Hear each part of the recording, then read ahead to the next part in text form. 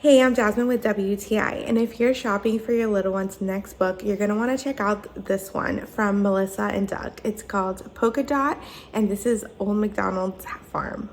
It's a counting book, but they also learn the different animals and sounds that they make with the song Old MacDonald Had a Farm written out on each page. So it counts down from 10 down to 1 with the cutest illustrations, and the best part is the buttons that you pop on each animal throughout the book. So it definitely keeps your child entertained while learning, and it's interactive, so they feel a part of the story, which is really nice. There's 20 pages, and they're a really nice thick cardboard, which makes it really durable. I know that it's gonna last us a really long time, no matter how much our little one plays with it.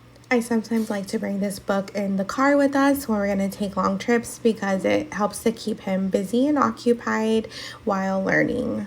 So if you're in the market for a book for your little one, you're going to want to check out this Polka Dot Old MacDonald's Farm book from Melissa and Doug. It is so sturdy, so much fun for your little one. They're going to love it, and that's my point of view.